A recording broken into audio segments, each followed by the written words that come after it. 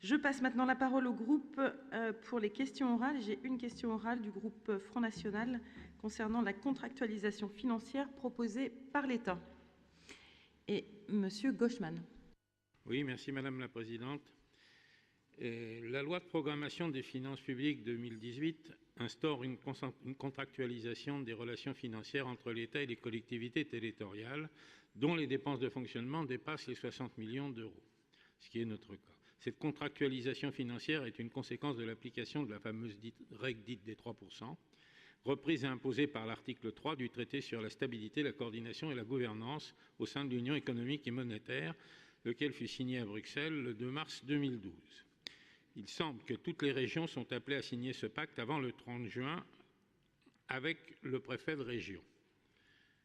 Notre collectivité affiche sa volonté de poursuivre sa démarche de maîtrise assumée de la dépense de fonctionnement au service d'un investissement porteur d'avenir et d'amélioration de la qualité de vie de nos habitants. Aussi, les élus du groupe FN tiennent singulièrement à ce que cette contractualisation, si elle se fait, puisse avoir un caractère synagmatique, et que l'État ne s'abrite pas derrière ce document pour renier ses engagements. Ils en appellent également au respect mutuel entre les deux partenaires, l'État et la région, seul gage d'une action publique renforcée au service de notre région et de ses habitants.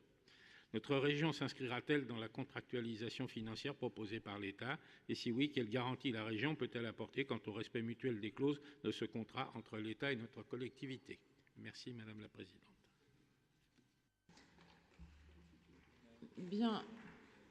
Concernant cette contractualisation donc avec l'État, je vous rappelle que nous avons donc présenté lors du DOB nos dépenses de fonctionnement qui n'excéderont pas 1%, et dans la contractualisation avec l'État, c'est 1,2%. Donc déjà, nous sommes sur cette ligne. Moi, ma priorité, je vous le dis très clairement, aujourd'hui, ce n'est pas de signer une contractualisation avec l'État. J'ai une priorité qui est le contrat d'avenir, comme j'ai pu l'évoquer à plusieurs reprises ce matin. Donc pour l'instant, je suis absolument concentrée sur ce contrat d'avenir. Viendra ensuite le temps éventuel de la contractualisation, mais ce qui est sûr, c'est que le 30 juin, la région Pays de la Loire ne signera pas à cette date cette contractualisation.